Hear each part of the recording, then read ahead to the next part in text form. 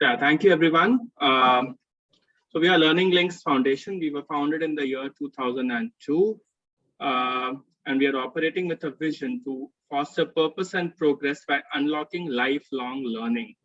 And the way we have structured our programs, we truly believe that everybody who's as much a living being is a learning being, and learning is pretty much a part of our growing up. And it has to be, there has to be this continuous zeal to learn. And that is when you will be able to really unlock the true purpose of living and achieve progress in life.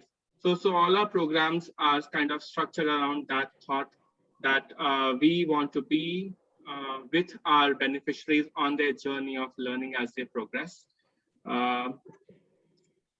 What we call learning pathways are essentially our areas of work. We are operating in four, we've categorized ourselves in four areas.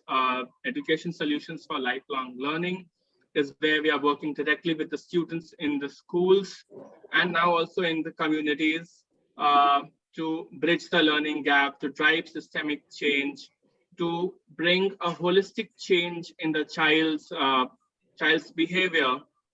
And really go beyond the school syllabus and stop just looking at the workbooks and kind of activate the learning gene in the child so that he is able to kind of continue that momentum on his own after a certain point in time. And as we do that, we also empower the child with certain skills that the child will need as he grows and starts participating in the knowledge economy that we are. So we are operating with in the technology and innovation domain. We are kind of trying to transform that child into an innovator of sorts. We're helping children come up with solutions that they can use to that they can use to solve some of the community problems through our programs and initiatives that are focused at that. And as the child goes, we have solutions that help the child to kind of look at what he wants to pursue as a career and where can we help the child or that youth at that juncture in improving their economic outcomes through our skill building and entrepreneurship interventions. And we also operate obviously across all these domains. We work with the policy makers and the decision makers through our research and advocacy vertical that we have in the organization. What have we achieved through all of this? There are over, if you look at, this is only recent data. If you look at our intervention in Tamil Nadu, where we have done a kind of assessment of about 50,000 students that we are only intervening within Tamil Nadu, we have seen about 25 to 30% improvement in learning outcomes. There have been villages where we have kind of enrolled everybody into a formal schooling system. This is, of course, pre-pandemic data when the schools were operational. And as I mentioned earlier, we have this whole innovation domain.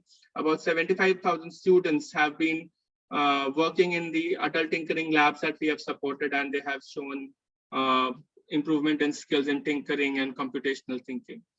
We also work with teachers because we believe in systemic transformation. So more than 90% of the teachers that we have intervened with have shown efficiency and sustenance of the trainings that they were giving. And we have kind of also some statistics that we have from our skilling piece, where we have seen that almost 75% of the trainees that we have trained across have kind of either obtained a job or gone ahead and pursued a career of their choice. Many of them join us as a diploma student, and then they realize their true calling, and they say, I want to kind of do a BTech degree. So that also we count as a career progression. So that has happened. This is our journey. I'll very quickly take you through. We started in 2002. In the initial days, our focus was largely on education, improving education from teacher empowerment. We did a lot of work at that juncture, as was being done by the governments also. in digital empowerment of teachers. And by 2004, we had trained about 1 million teachers, which is like a great number to have been done at that juncture. As we move forward, we started building partnerships, national, international. And in about 2015, when this whole CSR Act had kind of bloomed in the country, by that time, we started kind of scaling up and going directly working in schools with children, and which is where our interventions became deeper on the field. By 2017, we had launched our formal engagements on the skilling space. We are running the largest, I think, financial literacy campaign in the country, which is targeting about 1.3 crore people. And as of now, into 2020, we continue to be supporting about 55,000 students daily through our interventions. This is our presence. We are kind of present across the country in about 13 state governments. We have an MOU with these state governments directly. Talking about impact, as I said, we reached the 1 million teacher mark back in 2014. We have trained about 2.2 million teachers, and 1.78 students have benefited from our diverse programs, and about 22 lakh youth from the community have benefited directly or indirectly from our programs. These are some of our supporters. We are working largely with almost all the tech giants in the country and a lot of other partners, as we see. And the most notable thing is that most of our partners have continued with us for over a decade. If you see some of the partners which were with us back then in 2019 have continued to be with us in 1920 as well. Some of the awards that we have run in the recent past. I would like to also kind of very quickly talk about what have we done in the pandemic. So this is our approach. We kind of looked at several models, and then we came up with this, which was to prepare, cope, re-engage, and recover. In the prepare phase, we thought of what is it that lies ahead of us. And prepare and cope, essentially, we thought, what is it that we have to address? What is it that we need to do? What is the gap now? So we started gathering student database from schools, mapping resources to students, looking at what is the reality, conducting surveys so that we got to know what was the technology reach on the ground. And then we built a re-engage model, that how do we really now start engaging with the community again, given that the schools are not operating and there is so much of chaos all around. So what do we do?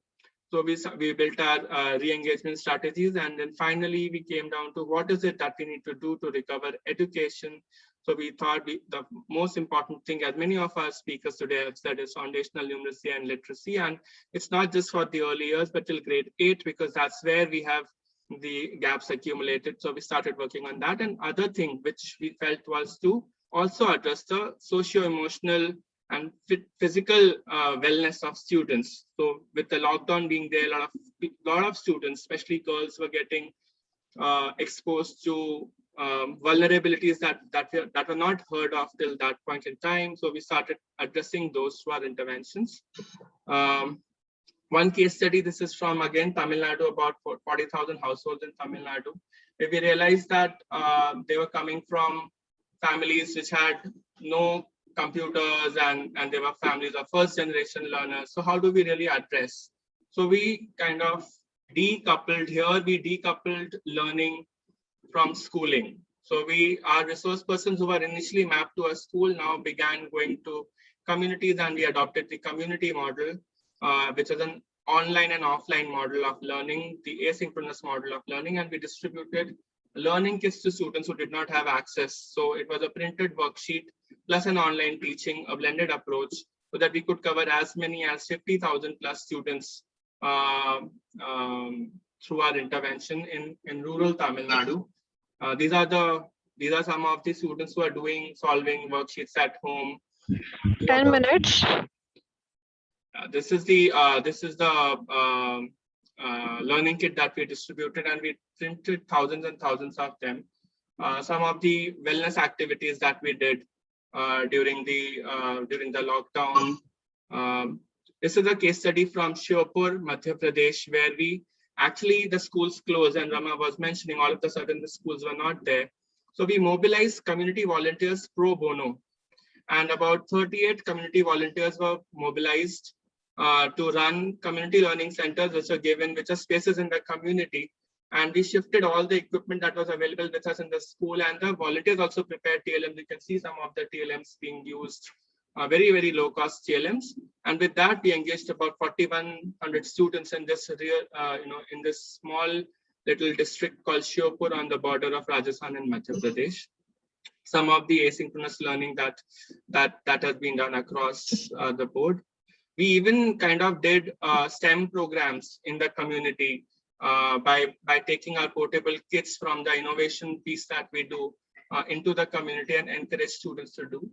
And another thing that we did was engaging volunteers. So this is a case study from Hinduja Group of Companies, where we engaged about 600 plus volunteers across the country to impact about 6,000 plus students from our various interventions on several online and offline volunteering engagements.